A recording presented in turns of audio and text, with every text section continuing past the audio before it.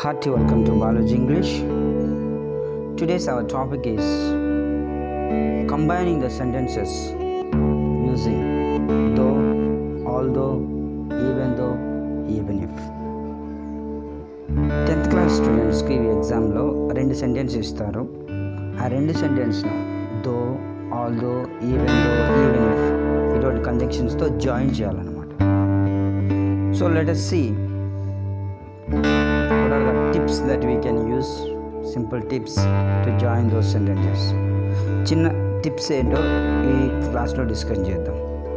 ఇది వచ్చేసి question number 22 paper 1 English గ్రామర్లో 2 వాక్యాలను though, although, even though, even ఇఫ్తో కలపాలంటే ముందుగా ప్రశ్నలో ఉండే బట్, ఎట్, స్టిల్ లాంటి పదాలను తొలగించాలి. Yes, here we have this conjunctions but, yet, still.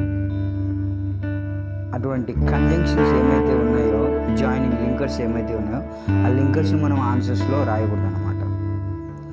ఇంకొక చిన్న టిప్ ఉంది ఇక్కడ. నప్పటికీ అనే పదం ఏ వాక్యం చివర వస్తే ఆ వాక్యం ప్రారంభంలో though, although, even though, even if రాయాలి. ఎగ్జాంపుల్, అతను పరిగెత్తినప్పటికీ బస్సు క్యాచ్ చేయలేకపోయాడు. అతను బాగా చదివినప్పటికీ పాస్ కాలేకపోయాడు. అతను బాగా పరిగెత్తినప్పటికీ విన్ను కాలేకపోయాడు.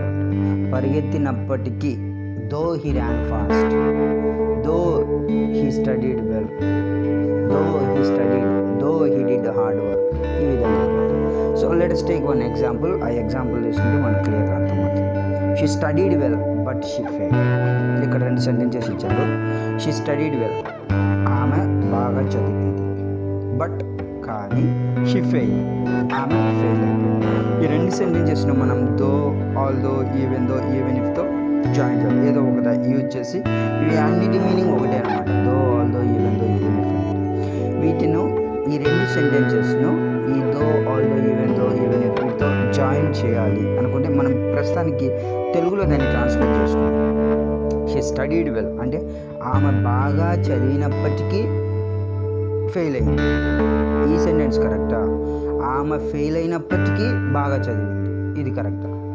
సో ఒకసారి అర్థం చేసుకోవాలి. ఒకసారి వీ హ్యావ్ టు థింక్. మనం ప్రశ్నించుకోవాలి. ఆమె బాగా చదివినప్పటికీ ఫెయిల్ అయిందా, లేకపోతే ఆమె ఫెయిల్ అయినప్పటికీ బాగా చదివింది? అంటే ఫస్ట్ సెంటెన్సే కొంచెం మీనింగ్ఫుల్ ఉంది. ఆమె బాగా చదివినప్పటికీ ఫెయిల్ అయింది, ఆమె బాగా హార్డ్ వర్క్ చేసినప్పటికీ ఫెయిల్ అయిపోయింది, అతను బాగా పరిగెత్తినప్పటికీ బస్ క్యాచ్ చేయలేకపోయాడు. అంటే ఆపోజిట్ రిజల్ట్ గురించి మాట్లాడేటప్పుడు మనం though, although, even though, even if అనేది యూజ్ చేస్తాం అన్నమాట. సో పై 2 వాక్యాల్లో మొదటి వాక్యం అర్థవంతంగా ఉంది కాబట్టి షీ స్టడీడ్ వెల్ ముందు దో, ఆల్దో ఉపయోగించాలి.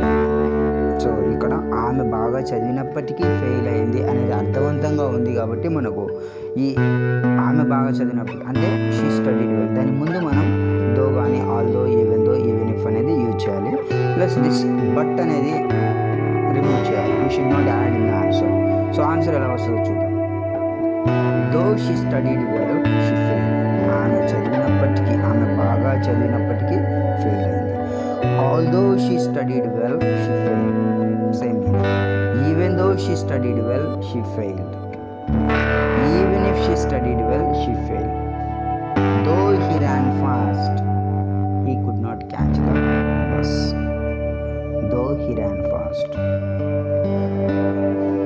సో ఈ విధంగా మనం ఏం చేస్తున్నామంటే 2 సెంటెన్సెస్ను జాయిన్ చేసేటప్పుడు ఈ మధ్యలో బట్, ఎట్, స్టిల్ అటువంటి వర్డ్స్ ఏమైనా ఉంటే వాటిని రిమూవ్ చేసేసి ఏ సెంటెన్స్ తర్వాత నప్పటికీ, అయినప్పటికీ అనే తెలుగులో వస్తుందో ఆ సెంటెన్స్ ముందు మనం దో కానీ, ఆల్దో కానీ, ఈవెన్ దో కానీ, ఈవెన్ ఇఫ్ కానీ యాడ్ చేసి ఈ సెంటెన్సెస్ను జాయిన్ చేయొచ్చు. This is a one. ఇది 22 క్వశ్చన్లో ఇంకొక వర్డ్ ఇచ్చాడు, ఇన్స్పైట్ ఆఫ్. 2 సెంటెన్సెస్ ఇచ్చేసి ఇన్స్పైట్ ఆఫ్తో జాయిన్ చేయమంటాడు. సో అదేంటో చూద్దాం. ఈ ఇన్స్పైట్ ఆఫ్ 2 మోడల్స్ ఉన్నాయి మనకు.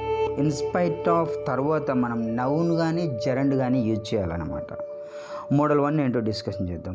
ఇది కూడా just like though, although, even though, even if లాగానే ఆపోజిట్ రియాక్షన్ గురించి మాట్లాడతాం అన్నమాట.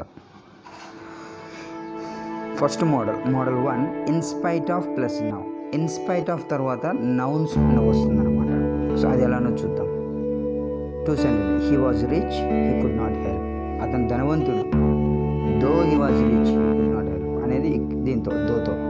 కానీ ఇక్కడ మనం ఇన్స్పైట్ ఆఫ్ యూజ్ చేసేటప్పుడు స్లైట్ డిఫరెన్స్ ఉంది. హీ వాజ్ రిచ్ అని ఉంది కదా, ఆ రిచ్ అనేది ఈ అడ్జెక్టివ్ను మనం నౌన్ లాగా చేయాలి. ఎందుకంటే ఇన్స్పైట్ ఆఫ్ తర్వాత నౌన్ కానీ జెరౌండ్ కానీ రావాలి, gerund. So noun first model noun discussion.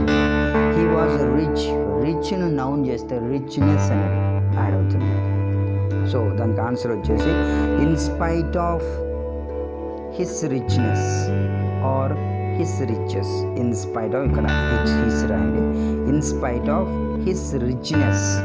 ఆ రిచ్ అనేది మనం ఏం చేస్తున్నామంటే నౌన్గా కన్వర్ట్ చేస్తున్నాం.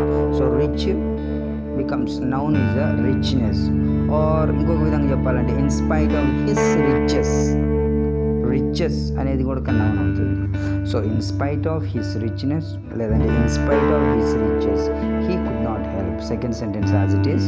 సో సెకండ్ సెంటెన్స్ ముందు కామా ఉంటుంది, at the end full stop ఉంటుంది అనమాట. నెక్స్ట్ సెంటెన్స్ ఉంటాయి. He is poor, poor he completed his PhD. Poor is not a noun. So you have to change this poor into noun. Noun lo mariste in spite of his poverty, poor adjective nunchi noun tayaru cheste his poverty. In spite of his poverty, comma he completed his PhD.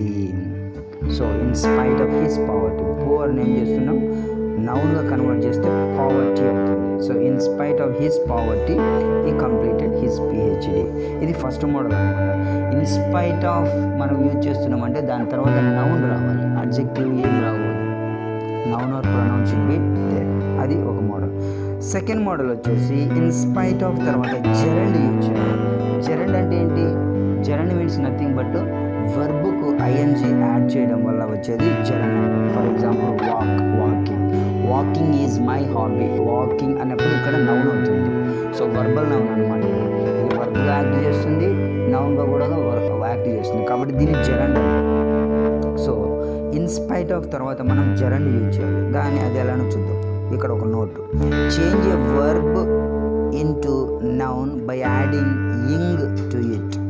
A verb in ing form is used as a noun called gerund.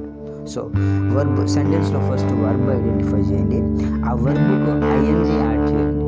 ఆ వర్బ్కు ING add చేయడం వల్ల ఆ verb plus ING ఉంటే దాన్ని జెరండ్గా consider చేస్తాం. ఈ జెరండ్స్ are nothing but nouns అనొచ్చు, verbs అనొచ్చు.